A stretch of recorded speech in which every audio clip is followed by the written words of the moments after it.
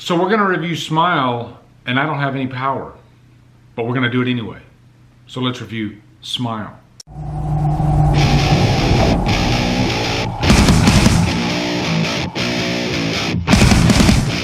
What's up, guys? This is a little unorthodox, but I got some downtime.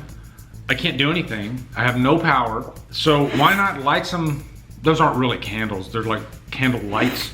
So I lit those up in the back, give you some like mood lighting and everything. I literally have like one of my little push lights lighting my face right now that's behind the camera. I'll put right here who stars in Smile and who directs it, because usually I have like IMDb at my disposal to look up all that stuff, because I like to give credit where credit's due. And I can't do it because I don't have it in front of me. So, but I'll definitely put it right here so that way you guys can see it. So first off, I guess let's give you a quick plot synopsis. Smile is more about trauma than anything else. And I think this movie is kind of like in a brand new genre of horror that I was thinking about this as I was watching the movie. I kind of gave it a name myself, Pass It On horror. That's what I'm gonna call it now, Pass It On, because you had It Follows, you had The Ring, and now you have this movie. And what I mean by Pass It On is there is, whatever the evil is, it's usually like an entity or something like that. There's a game in play. And the main character happens to be the one that is pretty much up shit creek throughout this whole movie.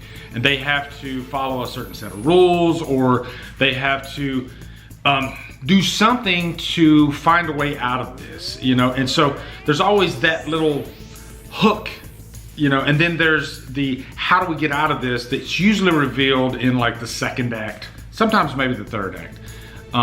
But in this situation, the main character, she is I think she's a psychiatrist in this hospital, almost like an emergency room, you know, because there's private practice, and then there's the ones that don't make as much money and they seem to work twice as hard, and that's what she is. And the beginning of the movie, which to me, this is the best part of the movie actually, is this patient comes and she is completely frantic and just destroyed emotionally.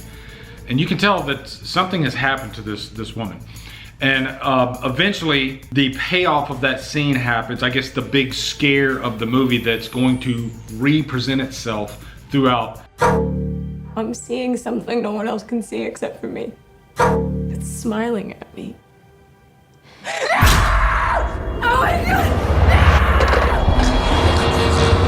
I think this one is the most effective though, and just because of the acting of this young actress, which she does look familiar. I've seen her in other things before. This scene, it might be one of the scariest scenes I've seen this year, just because of how it's presented, because there's so many different ways you can present a scary scene, you know, on paper, but it's the execution that matters. And one thing that I loved about Smile was it used a whole assortment of scare tactics. You know, you could use the score just for the scare. You could use a jump scare.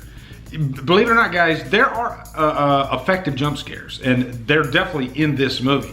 And the way you do that is to not be predictable, and to have like 5 different ways to scare an audience and use them all throughout a movie, so you never know what you're going to get. There were moments in this movie where I thought, they're doing this right because they're stretching the scene out to where you never know what's going to happen, and you don't know what type of scare you're going to get, and it works every single time. There is a scare in this movie that frustrated me a little bit because of my own fault, not because of the movie itself. It's in the trailer. I'm not going to tell you what it is, but there's a certain scene that's in the trailer. When you watch the trailer, especially with an audience like I did, everybody laughed, because there was no context to it. It was just pretty much a punchline. When you watch that scare in the context of the entire movie, completely different story. And I thought as I was watching this movie, I was like, damn, if I would have not have known about that scare, given everything that happened before, oh my God. And even the characters that are in the scene, it would have blown my freaking socks off. It would have been scary as hell. So it was kind of a new lesson for me, is like, you know, not only just the way a scene is presented, but also the context of the scene, you know, and the context of this scene would have made it 10 times scarier than if you just saw that scene. At least in my opinion. A lot of you guys know what I'm talking about. I love that Smile deals with trauma and really horror of the mind. I think there's so many great examples of this because we all have our own scary, fucked up thoughts in our minds. And we could probably create our own horror movie based on, you know, your upbringing. We've all experienced, you know, rough childhoods. Some of us have.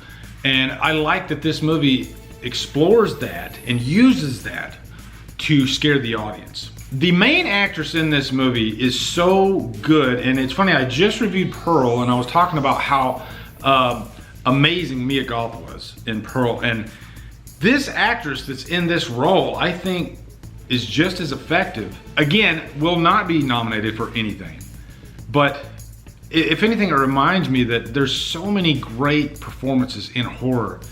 Most of the time they don't get acknowledged. You know, they don't get nominated for anything, and it's a genre that is just as challenging for an actor, dare I say even more challenging sometimes than most other genres.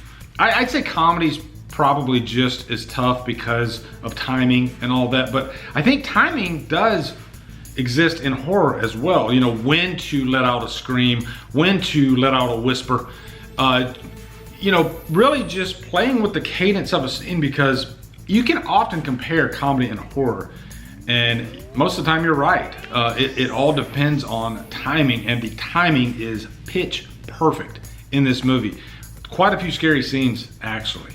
Probably the scariest movie of the year, if I'm being honest. It's not really a gore fest, even though there are some really bloody scenes in this movie that will shock the shit out of you.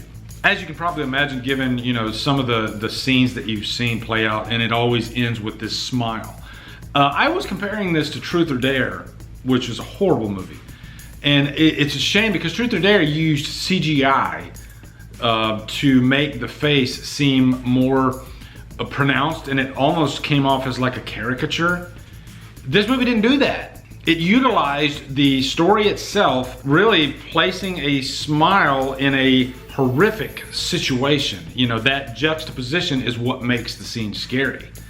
If you looked at just these characters smiling and there was no context around it, then it wouldn't be scary. But because of the situation that's going on, it's petrifying. So I think there's a lesson learned. I think if they would have done that in Truth or Dare, because Truth or Dare has kind of a similar premise actually, a little bit, then that movie would have been so much more effective. Now, as far as any cons, I will say the last act of this movie, really even like the last half of the movie, I don't think is as strong as the first half of the movie. And I think that's just because of the build up, the characters are figuring out what's going on and what's causing this. And along the way, there's these scares that are planted. You know, so there's more of the unknown in the first half than the second half when things are starting to pan out. Is it a satisfying conclusion? I think so. Without going into any spoilers, I think they could have played with ambiguity maybe a little bit more instead of being so on the nose. It was nice seeing Kyle Gallagher in a movie and getting, I guess, a beefier part. I'm a big fan of his. I liked him in the Nightmare on Elm Street remake, Jennifer's Body. You know, he pops up here and there, but I like Kyle Gallagher. Did I say his name right? I think I did, but it was nice seeing him in this, and he plays a, you know, he's a detective and he's on the case and he has a past relationship with the main character. And I liked him, he worked really well. So overall guys, super high purchase worthy though. Smile was about as good as I thought it was gonna be. I thought it was very well directed. I thought the score kind of reminded me of, well, the score was in It Follows a little bit. You know, I'll have to look and see who did the score. I would not be surprised if somebody like Disaster Piece did the score for this. I don't think he did, but I'll look and see. But yeah, this was kind of a cool way to review though, right? I don't know when I'll get this out unless I drive it to, you know, an area that has some Wi-Fi. But it was fun reviewing a movie like this. Anyway guys, what are your thoughts on Smile? Looking forward to hearing them. Also, be sure to come over to Killer Flicks, where we talk horror all day and every day. And on Fridays, we do free for all Fridays. Follow my Drumdums on my socials. Support me on Patreon. Buy me a coffee. And you guys, thank you so much for watching. Have a great day. And Drumdum out.